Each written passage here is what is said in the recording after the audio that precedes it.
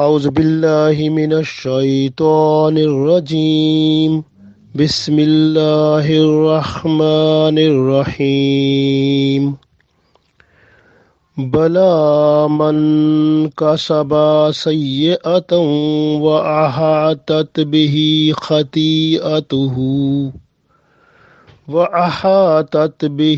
خطیئته فأولئک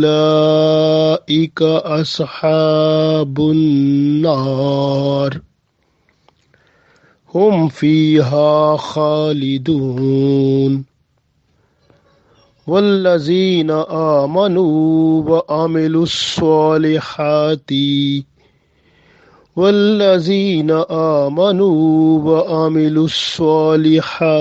أولئک اصحاب الجنہ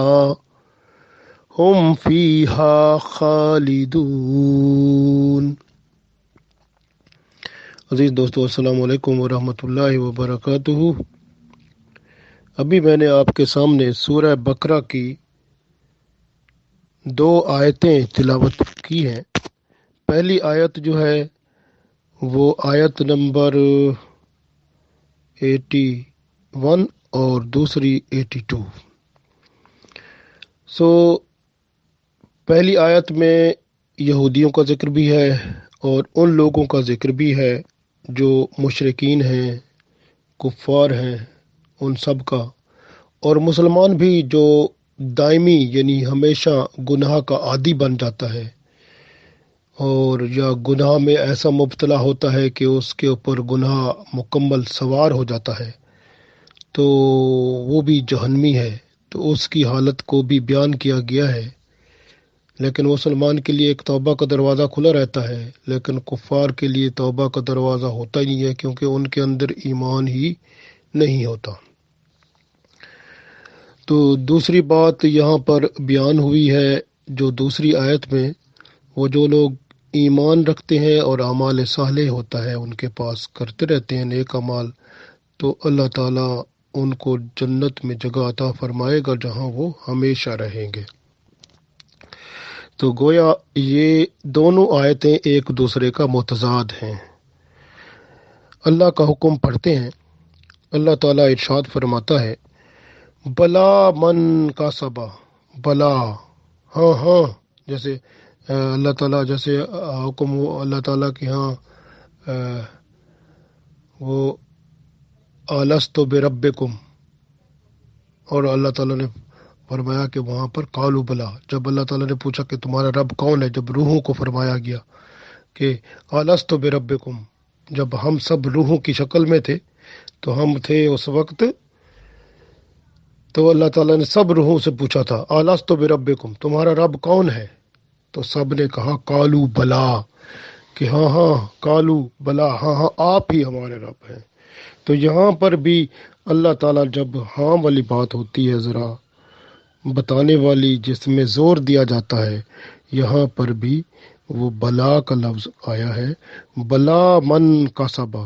بلا ہاں ہاں، من جو، کاسبا، کاسبا کا مطلب ہوتا ہے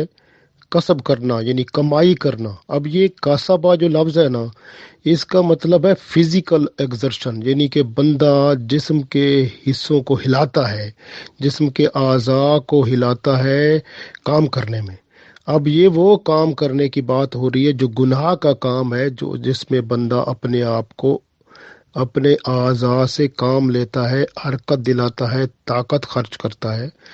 بلا ہاں ہاں، من کا سبا، جو کوئی کسبا جو کماتا ہے، جو کرتا ہے، سیئاتن، سیئہ کہتے ہیں برائی کو یا گناہ کو، جو گناہ یا برائی کرتا ہے یا گناہ یا برائی کماتا ہے، وَأَحَاطَتْ، احاطہ کا مطلب ہوتا ہے گھیر لینا، جیسے احاطہ کر لینا، یعنی کوئی کونا نہ رہ جائے، ہر دائرے میں سے ہر، یعنی پورا دائرے کے اندر یا پورے کا پورا احاطہ جیسے ہو جاتا ہے بندے کا، یعنی وہ اللہ فرماتا ہے وہ احاطت، اور احاطہ کر لے، گھیر لے، بہی اس کو، خطیئتہ اس کی خطا، یعنی جو گناہ وہ کر رہا ہے، نافرمانی کر رہا ہے، برائی کر رہا ہے، وہ برائی اگر اس کو پوری کی پوری گھیر لیتی ہے تو پھر ایسا بندہ کون ہے؟ فَأُولَٰئِکَ، پس یہ وہ لوگ ہیں، اصحاب النار، یہ آگ والے صاحبان ہیں، یہ آگ میں جانے والے لوگ ہیں، ہم فیہا خالدون، یہ اس میں ہمیشہ ہمیشہ رہیں گے۔ بلا من کسبا، ہاں ہاں، وہ جو کماتا ہے سیئاتن، برائی کو، گناہ کو، وَأَحَاطَتْ، اور یہ برائی جو گناہ بہی خطیئتہ، اور یہ خطا جو ہے اس کی، گناہ جو ہے یا برائی جو ہے اس کا احاطہ کر لیتی ہے، فَأُولَٰئِکَ، پس یہ لوگ، اصحاب النار، یہ گناہوں والے لوگ ہیں، یہ آگ والے لوگ ہیں، فَأُولَٰئِکَ، پس یہ وہ لوگ ہیں، اصحاب، یہ صاحبان ہیں، نار والے، آگ والے، یعنی دوزخ کے آگ والے لوگ ہیں، ہم فیہا خالدون، یہ اس میں ہمیشہ رہیں گے، ہم یعنی وہ، فیہا اس میں، خالدون ہمیشہ رہیں گے، یعنی یہ جہنم میں ہمیشہ رہنے والے ہیں۔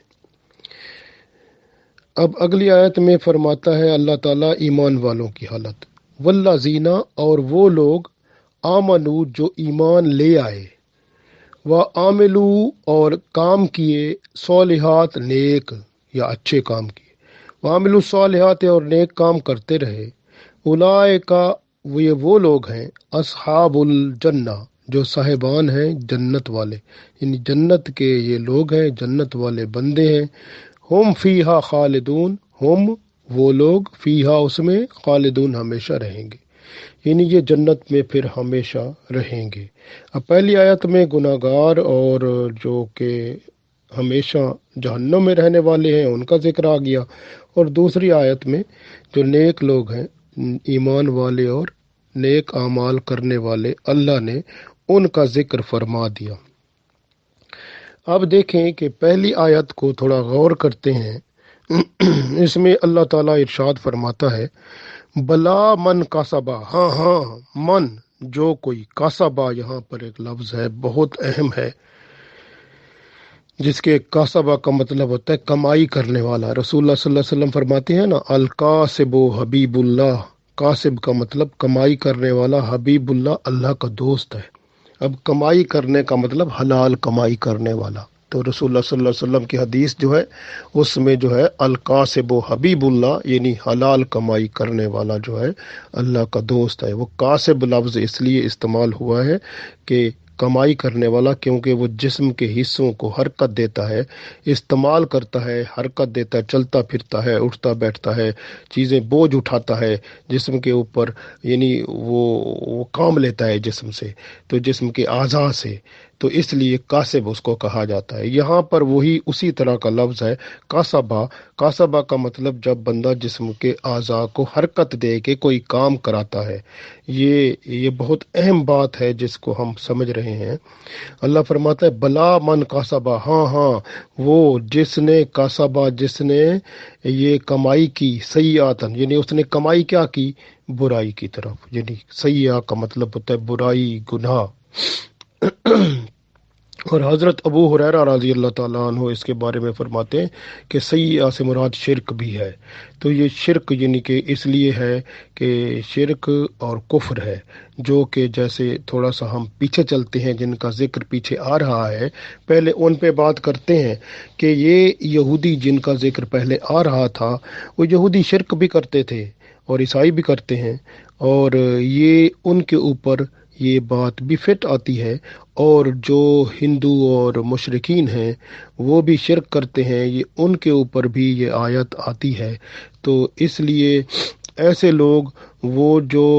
ان کا کام ہے وہ یہی کہ گناہ یا برائی کرنا۔ اب جس طرح دیکھیں کہ آپ غور کریں انہی یہودیوں پر، ان لوگوں کو اللہ تعالیٰ نے کتنا کرم کیا، کتنی مہربانیاں کی ان پر،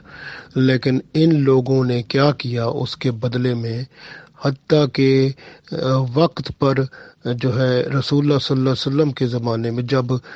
ایک ان کو پتہ چل گیا تھا، ان کی کتاب کے اندر لکھا ہوا تھا کہ رسول اللہ صلی اللہ علیہ وسلم ہمارے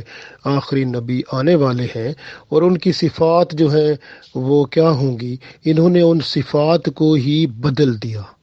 یعنی اپنی کتاب کے اندر انہوں نے تحریف کر لی، بڑھا دی، باتیں جو لکھی تھیں ان کو مٹا کے اپنی مرضی کی باتیں بیچ میں ڈال دیں، تاکہ اللہ کے حکم کو بدل دیا اور کہا یہ کہ یہ اللہ کا حکم ہے۔ کتنا بڑا جھوٹ بولا انہوں نے، اللہ کی طرف الزام لگایا، اور کتنا بڑا گناہ کیا۔ امانت ان کے پاس تھی، جو کتاب تھی اس میں انہوں نے خیانت کی۔ یہ سب سے پہلا بڑا جرم، یعنی جرم تو بڑے کیے انہوں نے، لیکن یہ ان میں سے ایک جرم، یہ بہت بڑا جرم ہے کہ اللہ کے اوپر انہوں نے بات کی کہ کتاب میں اپنی طرف سے لکھ کر کہا یہ کہ یہ اللہ کا حکم ہے، اللہ کی طرف سے لکھا ہوا تھا اس میں۔ دوسری بات یہ ہے کہ آپ دیکھیں کہ رسول اللہ صلی اللہ علیہ وسلم کے یہ دشمن رہے ہیں۔ آپ پوری ہسٹری پڑھ کر دیکھیں تو جتنا بھی رسول اللہ صلی اللہ علیہ وسلم پر قتل کے حملے ہوئے ہیں، سارے کے سارے یہودیوں نے کیے ہیں۔ بہت کم ہے جو کہ قریش نے کیے، یا پھر جو ہے وہ عیسائیوں سے تو کوئی ایسی قتل والی بات نہیں ملتی، لیکن یہ ہے کہ یہودیوں نے سب سے زیادہ حملے قتل کے آپ صلی اللہ علیہ وسلم کے لیے کیے۔ تو یہ کتنا ان کا، یعنی کہ ان کو حسد، جلن، اور رسول اللہ صلی اللہ علیہ وسلم سے کتنا ان کو دکھ ہے، تکلیف ہے، اور یہ آپ اس کو دیکھ لیں کہ یہ قیامت تک کرتے رہیں گے، ہے نا۔ اب دیکھیں کہ فتح خیبر کے وقت جب یہودی نے ان کو آپ صلی اللہ علیہ وسلم کے سامنے کھانا رکھا تو اس کے اندر بھی زہر ملا دیا تھا، حتیٰ کہ جو ہے نا وہ دیکھیں وہ زہر خود بول پڑا کہ میں اس کھانے میں ہوں۔ تو پھر وہ اللہ کے رسول صلی اللہ علیہ وسلم نے ان سے پوچھا جب، تو پھر وہ کہتے ہیں نہیں جی، ہم نے تو دیکھنا چاہا تھا کہ آپ اگر اللہ کے رسول صلی اللہ علیہ وسلم ہوں گے تو آپ کو پتہ چل جائے گا۔ تو پتہ تو چل گیا تھا، وہ تو کھانا خود بول پڑا تھا، تو آپ صلی اللہ علیہ وسلم نے بتا دیا تھا زہر کیسے۔ پھر بھی یہ لوگ اسلام کے اوپر قائم نہ ہوئے۔ یہ دیکھیں نا، ان کی ہٹ درمیاں دیکھتے جائیں، اور پھر آپ دیکھیں کہ کیسے لوگ ہیں، آپ ان کی حالات دیکھتے جائیں کہ رسول اللہ صلی اللہ علیہ وآلہ وسلم جب دنیا سے تشریف لے بھی گئے، اور ان لوگوں نے ان کے خلاف جو محاذ بنائے ہوئے ہیں، یا وہ اب تک نہیں چھوڑتے، حملے ان کے اوپر جاری ہیں۔ کبھی کارٹون بنا کر حملہ کرتے ہیں، کبھی فلمیں بنا کر آپ صلی اللہ علیہ وسلم کے بارے میں انٹرنیٹ پہ، یوٹیوب پہ چلا دیتے ہیں، جس میں توہین رسالت، آپ صلی اللہ علیہ وسلم کے بارے میں کتنی برائیاں اور غلط قسم کی باتیں اس کے اندر ڈال کر آپ صلی اللہ علیہ وسلم کی توہین کرتے ہیں۔ اور یہ جو ہے نا، یہ کرتے رہیں گے قیامت تک، کیونکہ ان کا کام ہی یہی ہے، کیونکہ انہوں نے رسول اللہ صلی اللہ علیہ وآلہ وسلم کے ساتھ حسد کیا ہوا ہے، اور ان کے دل میں رسول اللہ صلی اللہ علیہ وسلم کی کوئی محبت نہیں، کوئی ان کے اندر، یہ نفرت کرتے ہیں، اور انہوں نے آپ صلی اللہ علیہ وسلم کو تکلیفیں دی ہیں، اور یہ قیامت تک انہوں نے دینا ہے، دیتے رہیں گے، کیونکہ یہ لوگ ہی ایسے ہیں۔ اس لیے تو آپ دیکھیں نا، جب عیسیٰ علیہ السلام آئیں گے اور پھر ان کے خلاف لڑائی ہوگی، تو یہودی جو ہیں وہ، حتیٰ کہ اگر کوئی یہودی جھاڑی کے پیچھے چھپا ہوگا نا، تو وہ جھاڑی خود بخود کہے گی کہ میرے پیچھے جو یہودی چھپا ہے اس کو قتل کر دو۔ تو اسی طرح، یعنی یہ لوگ ایسے ہیں کہ تباہ و بربادی آخر ان کا مقدر ہے، یہاں بھی اور وہاں، تو ان کے لیے سخت عذاب ہے۔ اس لیے اللہ تعالیٰ نے انہی لوگوں کے لیے فرمایا، کیونکہ یہ شرک بھی کرتے تھے، کہتے تھے کہ حضرت عزیر علیہ السلام اللہ کے بیٹے ہیں، اور یہ کچھ یہودی یہ بھی کہتے تھے کہ ہم خود اللہ کے بیٹے ہیں، استغفر اللہ، نعوذ باللہ۔ تو اس طرح سے یہ شرک والا جو گناہ ہے، یہ ہمیشہ ہمیشہ کے لیے جہنم میں لے جانے والا ہے۔ تو جب یہ گناہ بندے پر سوار ہو جاتا ہے، اور پھر ککھ نہیں بچتا، سارے جسم کو، سارے انسان کو جب وہ گھیرا کر لیتا ہے، تو پھر یہ گناہ اور قائم رہتا ہے، اس کی پوری زندگی میں گھیرا کر لیتا ہے، یعنی جب تک بندہ مرتا نہیں ہے، مرتے دم تک اس کا گھیرا، اس گناہ کا جاری رہتا ہے، تو پھر اس کی موت کفر میں ہوتی ہے، اور پھر ہمیشہ ہمیشہ کے لیے وہ جہنم والا بن جاتا ہے۔ اس لیے اللہ نے فرمایا بلا من کسبا، ہاں ہاں، جو لوگ कमाता है सय्यातन गुनाह शिरक, व अहातत और घेर लेता है उसका शिरक उसका गुनाह उसको, भी खतियतहु ये उसकी खता उसकी गुनाह उसको घेर लेता है। फउलाइक असहाबुन्नार यही लोग जो हैं वो कौन हैं, वो असहाबुन्नार वो हैं आग वाले दोजख वाले, हम फीहा खालिदून और वो हमेशा दोजख में रहने वाले हैं। ये यहूदियों की हालत है। इसी तरह हज़रत अबू हुरैरा रज़ी अल्लाह ताला अन्हु जिस तरह सय्यातन का मतलब शिरक बताते हैं, उसी हिसाब से अगर आप देखें तो ये जो हज़रत ईसा अलैहिस्सलाम को सन ऑफ गॉड कहते हैं, अस्तगफिरुल्लाह, तो ये क्या करते हैं, ये भी तो शिरक ही है। तो ये कौन है, तो फिर आप खुद फैसला कर लें इस आयत में। भला मन कसबा, हाँ हाँ जो कोई कमाता है सय्यातन बुराई, और आहवा अहातत भी खतियात हो और उसकी ये बुराई उसको उसका इहाता कर लेती है। यानी आप देखें ना, इहाता से मुराद ये पूरा ज़िंदगी सारी गुजारते हैं। अगर कोई इस्लाम में आ जाए तो अल्हम्दुलिल्लाह, नहीं तो ये बुराई उनको घेर ले और पूरी ज़िंदगी घेर ले और इसी शिरक में रहें। और फिर क्या होगा, ये ईसाई जो हैं फिर ये भी फउलाइक असहाबुन्नार ये भी आग वाले, हम फीहा खालिदून फिर उसमें हमेशा रहने वाले हैं। इसी तरह से आप देख लें, मुशरिकीन को देख लें, वो लोग जो कि बुतों की पूजा करने वाले हैं, दरख्तों की पूजा करने वाले हैं, जो मुख्तलिफ़ चीज़ें बनाते ख़ुद हैं और उनकी पूजा करते हैं, जो सूरज चाँद सितारों की पूजा करने वाले हैं, और मुख्तलिफ़ ऐसी चीज़ें जो अल्लाह ने बनाई हैं उनकी पूजा करने वाले हैं। ऐसे लोग जो शिरक वाले हैं वो सब के सब भी यही इन्हीं में शामिल हैं, क्योंकि वो भी शिरक करते हैं, उनका शिरक उनका गुनाह उनका इहाता कर लेता है। वो अगर इस्लाम ना कबूल करें, सारी उम्र इसी शिरक में मुब्तला रहें, उनका ये गुनाह उनको पूरी ज़िंदगी तक घेर ले उनकी हर तरह से, तो फिर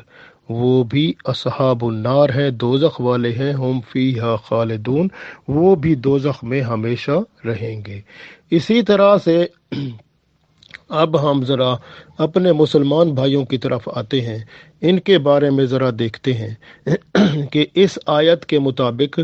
ये, जबकि ये आयत हमेशा हमेशा दोज़ख वालों के लिए है, लेकिन एक मुसलमान उसकी हालत के ऊपर गौर करते हैं, फिर फैसला आप खुद ही कर लेना है कि अल्लाह फरमाता है बला मन का सबा, बला हाँ हाँ मन का सबा जिसने कमाया सय्यातन बुराई को। अब हम ज़रा इधर इस पे बात करते हैं कि फिर आगे अल्लाह फरमाता है अहातत बिही और उसका इहाता कर ले घेर ले उसको, बिही खतियातहु उसकी ये खता उसको घेर लेती है, उसका यानी घिराव कर लेती है। और फिर क्या होता है फउलाइका साहबुन्नार फिर ये भी वो आग वाले हैं और हम फिया खालिदून उसमें हमेशा रहेंगे। अब ज़रा हम गौर करते हैं ना इस पे कि एक मुसलमान है, वो बेहयाई बुराई गुनाह का इरादा करता है, यानी जिना करने का इरादा करता है। मैं एक मिसाल दे रहा हूँ आपको, अगर वो जिना करने का इरादा करता है, औरत है या मर्द है, और ये गुनाह उसके ऊपर सवार हो जाता है, अब सवार हो गया तो क्या करेगा, कासबा मन कासबा, कासबा का मतलब है अपने आज़ाद जो जिस्म के हैं उनको चलाएगा। कैसे, वो टांगों को इस्तेमाल करेगा उस तरफ चल के जाएगा, फिर वो हाथों को इस्तेमाल करेगा, फिर जिस्म के दूसरे हिस्सों को इस्तेमाल करेगा, हत्ता कि उसके जिस्म के हर हिस्से पर ये गुनाह छा जाएगा, घेरा कर लेगा। वह अहातत बिही खतियातहु ये पूरा उसके जिस्म को पूरे हिस्से को पूरे जिस्म को पूरी उसके ख्यालात को हर चीज़ को ये पूरा घेरा कर लेगा। जब ये ऐसी सूरत हाल में होगा तब वो जिना कर रहा होगा। उस वक्त शरीयत कहती है कि उसके अंदर ईमान नहीं होता, ईमान उससे निकल कर मुअल्लक हो जाता है कहीं जगह पर, वो इसके अंदर बंदे के जिस्म में चाहे औरत हो या मर्द हो, जिना करते वक्त उनके अंदर ईमान नहीं होता। अगर उस वक्त वो मर जाएं तो उनकी मौत कुफ्र पर चली जाती है। फउलाइका असहाबुन नार फिर वो भी दोज़खी हैं, हम फीहा खालिदून फिर उसमें वो हमेशा रहेंगे। इसी तरह की दूसरी मिसाल मैं अपने मुसलमानों के लिए आपको देता हूँ। एक मुसलमान भाई है, वो भाई ऐसा है कि वो क्या हुआ कि उसके ऊपर एक गुनाह सवार हो जाता है, اب گناہ کوئی سوار ہو گیا، فرض کرو دوسری مثال میں آپ کو دیتا ہوں قتل کرنے کی، کہ ایک بندہ ہے اس کے اوپر گناہ سوار ہو گیا، میں نے اس کو قتل کرنا ہے،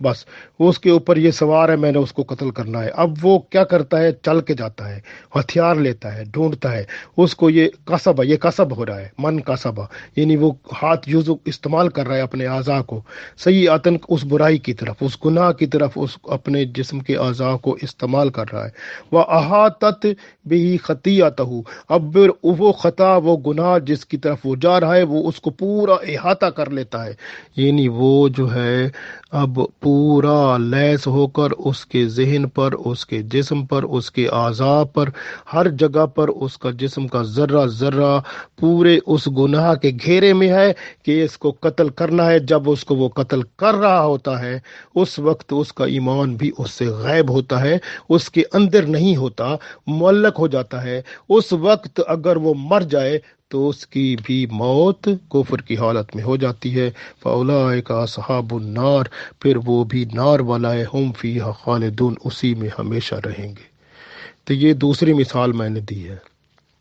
اسی طرح تیسری مثال میں آپ کو دیتا ہوں مثالیں بہت ہیں، آپ کو مثالیں اس لیے دے رہا ہوں تاکہ آپ کو پتہ چل جاتا ہے۔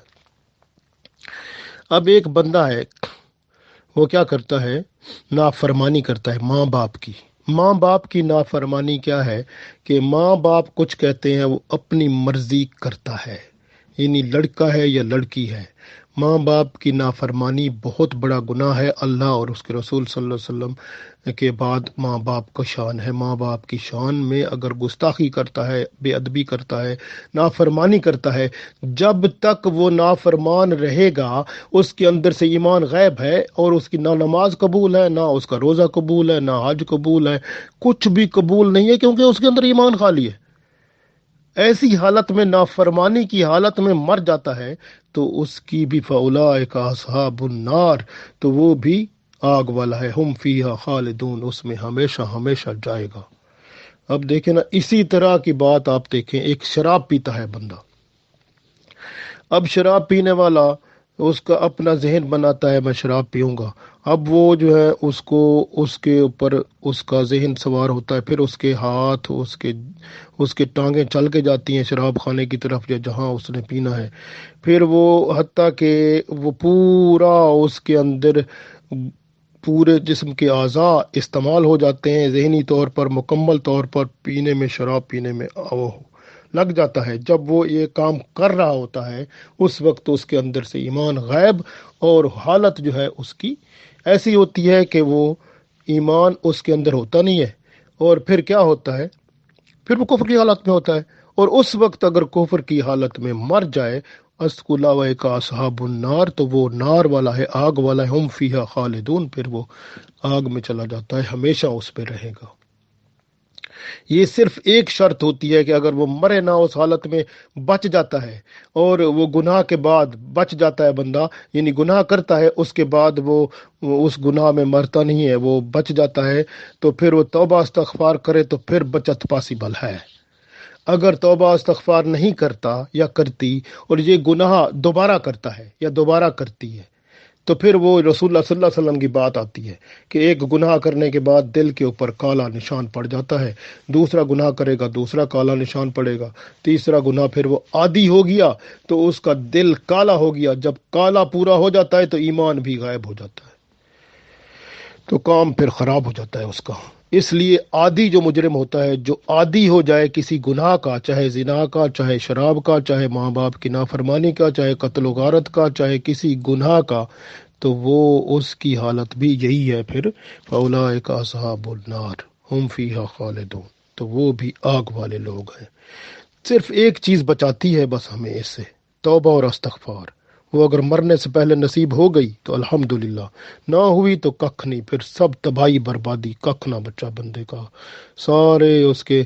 اس لیے کسبہ لفظ جو اللہ نے اس میں استعمال کیا ہے، اس میں سے سارے گناہ، وہ گناہ جس میں بندہ پاؤں کے ساتھ چل کے جاتا ہے، ہاتھ کے ساتھ، جس طرح ہاتھ کے ساتھ والا گناہ چوری کرنے کا، فرض کرے چوری کرتا ہے بندہ، جب وہ چوری کر رہا ہوتا ہے اس وقت اس کے اندر ایمان تھوڑا ہوتا ہے، وہ اس وقت تو اللہ کے حکم کے اوپر چلا ہوتا ہے نا، اللہ کے حکم کے اوپر بیٹھا ہوتا ہے، یعنی اللہ تو وہ خود بنا ہوتا ہے استغفر اللہ نعوذ باللہ، کیونکہ اللہ نے تو اس کو فرمایا تھا کہ تو چوری نہ کر، ہے تو لیکن وہ کر رہا ہے نا، تو اس کا مطلب اللہ کے حکم کو تو وہ اس نے نیچے کر دیا، خود اوپر بیٹھ گیا، اللہ کے حکم پہ بیٹھ گیا، اللہ کی نافرمانی کر رہا ہے نا، اس وقت ایمان ختم ہو جاتا ہے۔ اور پھر جب چوری وہ کر لیتا ہے اور اگر بچ گیا، اس وقت پکڑا نہ گیا یا وہ مرا نہ، تو پھر تو اگر توبہ کر لے تو علیحدہ بات ہے، اگر توبہ استغفار نہ کی اور چوری کرتے ہوئے ہی مر گیا تو پھر اس کا بھی کیا ہو گیا؟ فاولئک اصحاب النار، تو یہ بھی آگ والے ہیں، ہم فیہا خالدون، اسی میں پھر ہمیشہ رہیں گے۔ کیونکہ رسول اللہ صلی اللہ علیہ وسلم کے زمانے میں جب آپ کو پتہ ہے نا، ایک حالانکہ وہ تو صحابی تھا نا، جو جس کو کلمہ نہیں پڑھنا آ رہا تھا، اور پھر رسول اللہ صلی اللہ علیہ وسلم ان کے پاس گئے اور پوچھا کہ اس کی والدہ میں سے کوئی ہے زندہ؟ تو انہوں نے کہا ہاں والدہ زندہ ہے۔ تو پھر انہوں نے کہا ٹھیک ہے جی، ان کو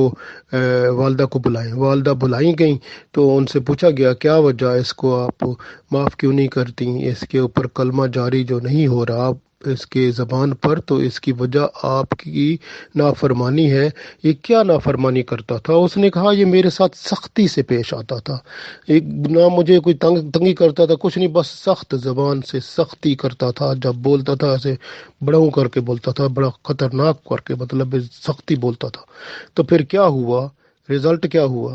تو کیا ہوا، رسول اللہ صلی اللہ علیہ وسلم نے فرمایا کہ یہ جو ہے نا اب آگ کا مستحق ہے۔ میں یہ دیکھیں، اگر میں اس کو آگ میں ڈالوں تو یہ آگ کم ہے، لیکن اللہ کے ہاں اگر یہ مر گیا تو یہ ڈائریکٹ اللہ کے ہاں آگ میں جائے گا، جو دوزخ میں جائے گا ڈائریکٹ۔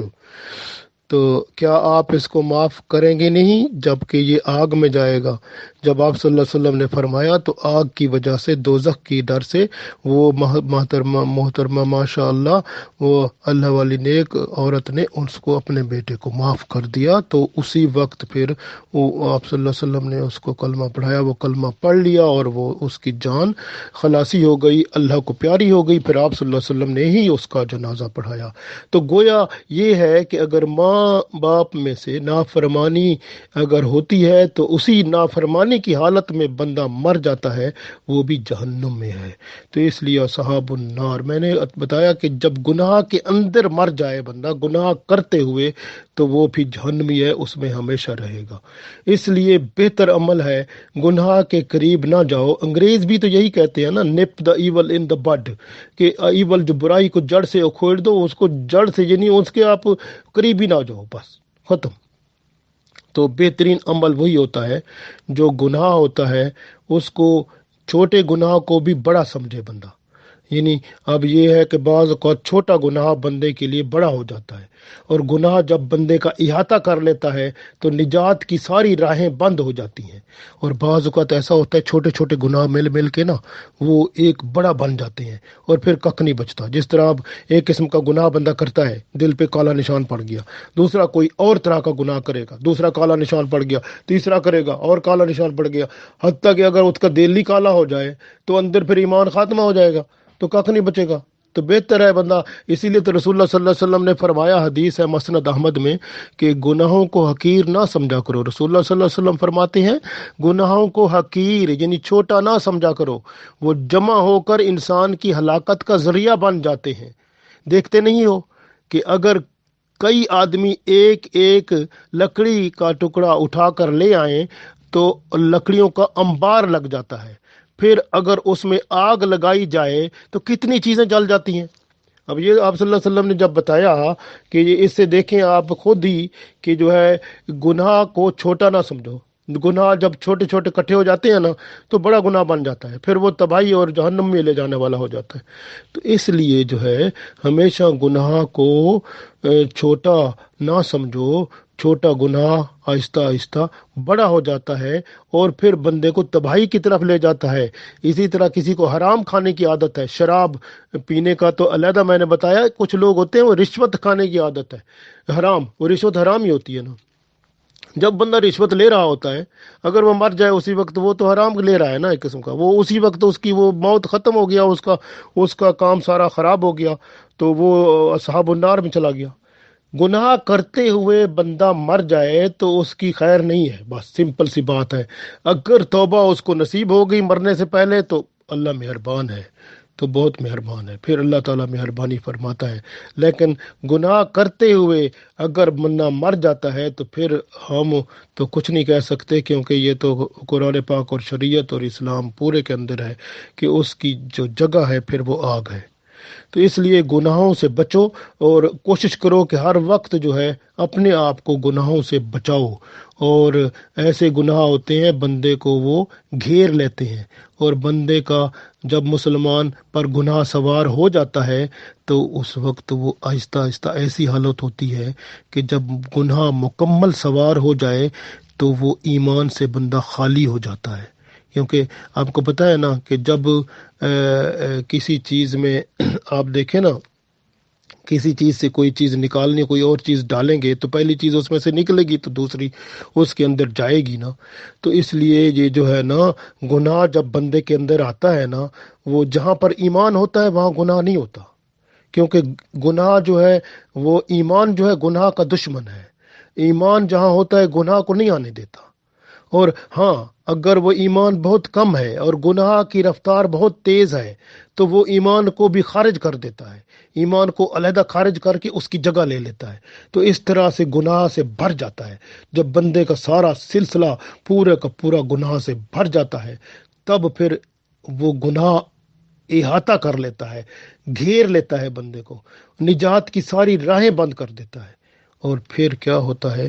پھر آپ دیکھیں کہ وہ گناہ جب ہو رہا ہوتا ہے اور وہ اس وقت ایمان بندے میں ہوتا نہیں ہے۔ اگر گناہ کے بعد اگر بندہ بچ گیا تو پھر وہ جتنا اس کا ایمان ہوتا ہے وہ اس کے اندر دوبارہ آ جاتا ہے، اور پھر وہ اگر گناہ کا عادی ہو جائے تو پھر وہ اللہ ہی مالک ہے اس کا۔ تو اس لیے بہتر عمل ہے آج توبہ استغفار کریں، گناہوں سے بچیں، اور ایمان جو ہے اس کو اپنے ساتھ رکھیں، تاکہ ایمان کے بغیر ہمارا راستہ نہیں ہے، کیونکہ اللہ نے خود ہی فرمایا ہے۔ دیکھیں اگلی آیت میں، والذین آمنوا، وہ لوگ جو ایمان والے ہیں، وعاملوا الصالحات، اور جو نیک اعمال کرتے ہیں، اولئک اصحاب الجنہ، وہی لوگ تو جنت والے ہیں، ہم فیہا خالدون، وہ جنت میں ہمیشہ رہیں گے۔ مومن جو ہوتا ہے نا اس کے اندر ایمان ہوتا ہے۔ ایمان جو ہوتا ہے وہ گناہ کرنے سے بندے کو ڈراتا ہے، تو گناہ سے ایمان جو ہوتا ہے بندے کو بچاتا ہے۔ اور جن میں ایمان نہیں ہوتا، چاہے اعمال صالح جتنے بھی کر لو، وہ جنت میں تھوڑا جائے گا بندہ۔ اب دیکھیں یہ جو ہے عیسائی ہیں، یہودی ہیں، دوسرے ہیں، کفار ہیں، کتنے اچھے اچھے کام کرتے ہیں، بڑے بڑے کام کرتے ہیں، غریبوں کی مدد کرتے ہیں، سیلاب آ جائے وہاں پہنچ جاتے ہیں، کسی جگہ کیسے کیسے کام ہوتے ہیں، ہے نا جی؟ تو اتنے بڑے بڑے کام ہوتے ہیں لیکن ایمان نہیں ہے، تو ایمان کے نہ ہونے کی وجہ سے یہ پھر جہنمی بن جاتا ہے بندہ۔ تو اس لیے میں نے عرض کیا، ایمان کے نہ ہونے سے اعمال صالح جو ہیں وہ جنت میں نہیں لے جا سکتے۔ ایمان پلس اعمال صالح پھر جنت میں جانے کا سلسلہ بنتا ہے۔ ایمان بندہ جو ہے اپنے ایمان کو پختہ بنائے، پکا بنائے۔ یہ جو تفرقہ والے جو لوگ ہیں نا ان سے بچو۔ اللہ اور اس کے رسول صلی اللہ علیہ وسلم کے حکم کے مطابق جو بندہ اللہ اور اس کے رسول صلی اللہ علیہ وسلم کے مطابق چلتا ہے، اور جس میں کوئی وہ فرقہ پرستی اور لڑائی جھگڑا فساد والی بات نہیں ہے، تو وہ بندہ ایمان والا اچھا انسان جو پیسفل اور نائس ہے۔ تو بہتر عمل پتہ کیا ہوتا ہے جو میں کرتا ہوں؟ میں تو اس طرح کرتا ہوں کہ اگر کسی بندے کو دوست بنانا ہونا تو میں تو استخارے کی بات کرتا ہوں۔ استخارہ رسول اللہ صلی اللہ علیہ وسلم نے فرمایا تھا، استخارہ وہ ہے جس کا مطلب اللہ سے مشورہ کرنا ہوتا ہے۔ تو بندہ اللہ سے مشورہ کر لے کہ یہ جو بندہ ہے یہ میں اس کو اپنا استاد بنا لوں، اس کو اپنا پیر بنا لوں، اس کو اپنا بزرگ بنا لوں، اس کے ساتھ میں اپنے آپ کو منسلک کر لوں، پھر اس کے ایڈوائس کے مطابق زندگی بسر کروں۔ استخارہ کر لے بندہ۔ استخارہ کا اللہ کے رسول صلی اللہ علیہ وسلم نے فرمایا یہ اللہ سے مشورہ ہے۔ اگر اللہ تعالیٰ مشورہ دے دیتا ہے کہ تو اس کے ساتھ اپنے آپ کو اٹیچ کر لے تو ٹھیک ہے، ویلکم۔ اگر اللہ کا حکم نہیں ہوتا چھوڑ دے۔ پھر اللہ کے رسول صلی اللہ علیہ وسلم نے ہر چیز بتا دی ہے۔ اسلام ایسا دین ہے جس کے اندر ہر سوال کا جواب موجود ہے۔ اس لیے بندے کو دیکھنا ہے کہ میں نے اپنے ایمان کو کامیاب کرنا ہے، مستقل بنانا ہے، مستحکم کرنا ہے، مضبوط کرنا ہے۔ اور پھر ایمان مضبوط ہوتا ہے نا تو پھر جو ہے اعمال صالح بنتے ہیں۔ کہتے ہیں نا قلعہ مضبوط ہوتا ہے تو بھینس اس میں بندھی رہتی ہے۔ اب قلعے سے مراد یہ سمجھیں کہ جو ہے نا وہ آپ کا ایمان ہے، ایمان کے ساتھ بندے رہیں گے تو پھر آپ وہاں سے نکل نہیں سکیں گے، کیونکہ اسلام میں حدیں ہیں، حدود ہیں، تو وہ آپ اس کے اندر رہیں گے تو حدود میں رہیں گے، تو پھر جو ہے نا گرفت میں رہیں گے، حدود اللہ کی کراس نہیں کریں گے۔ تو ایمان جو ہوتا ہے نا وہ بندے کو گناہوں سے متنفر کراتا ہے اور گناہوں سے نفرت دلاتا ہے، اور بندہ جو ہے وہ ہمیشہ اس کی طرف جاتا ہے جو اللہ کو پسند ہے، اللہ کے رسول صلی اللہ علیہ وسلم کو پسند ہے۔ اور ایمان خوف خدا لاتا ہے، اور ایمان جب ہوتا ہے نا تو بندے کو ڈر لگتا ہے، دیکھتا ہے یار اللہ مجھے دیکھ رہا ہے، اللہ مجھے دیکھ رہا ہے، اللہ میری باتیں سن رہا ہے، اللہ جو ہے وہ بصیر ہے، اس کے 99 ناموں میں سے اللہ کا نام بصیر ہے، وہ دیکھ رہا ہے مجھے۔ اللہ کا نام سمیع ہے، وہ سن رہا ہے مجھے۔ اللہ کے جو نام ہے نا سارے ایمان باللہ والی باتیں ہیں نا، تو اللہ میری باتیں سن رہا ہے، اللہ مجھے دیکھ رہا ہے، اللہ تعالیٰ میرے ہر وقت ساتھ ہے۔ تو جب بندے کو ایمان اللہ کے اوپر ہو جاتا ہے نا، ایمان پکا اس کا ہوتا جاتا ہے، تو اعمال صالح اس کے بڑھتے ہیں۔ اعمال صالح میں پھر کیا ہوتا ہے، خلوص آتا جاتا ہے، اور خلوص آنے سے ایک ایمان ایک کام جو تھا اگر اس کے 10 درجے ہیں تو خلوص آنے سے وہ 70 بن جاتے ہیں، اگر اور خلوص آ جائے تو پھر 700 بن جاتے ہیں، اور خلوص آ جائے تو پھر بے شمار ہم گن ہی نہیں سکتے کہ اللہ تعالیٰ اس کو کتنی جزا دیتا ہے، اور یہ تو قیامت میں پھر پتہ چلے گا۔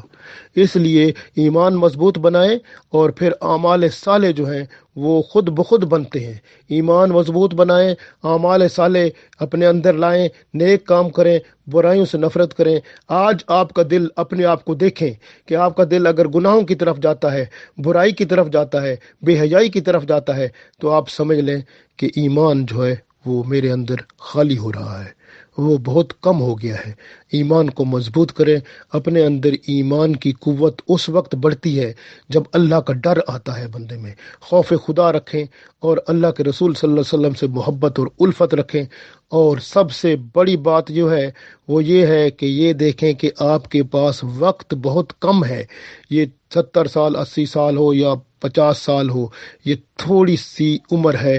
جس میں آپ نے بہت کچھ کرنا ہے، اور وہ جنت ایسے نہیں مل جائے گی۔ ایک مکان بنانے کے لیے آپ کو کتنی محنت کرنی پڑتی ہے، اور بعض بندے ہوتے ہیں مکان لے ہی نہیں سکتے، پوری زندگی محنت کرتے ہیں، حلال کی رزق سے وہ مکان ہی نہیں لے سکتے، اور پھر کیا ہوتا ہے کہ وہ مر جاتے ہیں۔ اسی طرح آپ کے خیال میں کیا ہے، وہ جنت کا مکان ہمیں ایسے ہی مل جائے گا؟ نہیں، محنت کرنی پڑے گی۔ سب سے بڑی بات، ایمان کو مستحکم کریں، ایمان کامل کریں، پھر اعمال نیک کریں، جسم کے اعضاء کو اپنی مرضی سے نہ چلائیں، اللہ کی مرضی سے چلائیں، شریعت سمجھیں، قرآن پاک کو سمجھیں، سب سے بڑی بات قرآن پاک کو سمجھیں، اللہ کے رسول صلی اللہ علیہ وسلم کے ساتھ محبت پیار کریں، خلوص رکھیں، سیرت النبی پڑھیں، اللہ کے رسول صلی اللہ علیہ وسلم کو سمجھیں، ان کے اعمال اور ان کی حدیث اور ان کی زندگی کو دیکھیں، اور پھر قرآن پاک پر نظر کریں، تو انشاءاللہ قرآن پاک آپ کو اللہ اور اس کے رسول صلی اللہ علیہ وسلم کی طرف لائے گا۔ اور قرآن و سنت وہ 2 آنکھیں ہیں، یعنی جیسے ہماری یہ 2 آنکھیں ہیں نا، یہ 2 آنکھیں، ایک آنکھ قرآن ہے، ایک آنکھ سنت رسول صلی اللہ علیہ وسلم ہے۔ جو دونوں آنکھیں رکھتا ہے نا وہی کامیاب ہوتا ہے۔ اللہ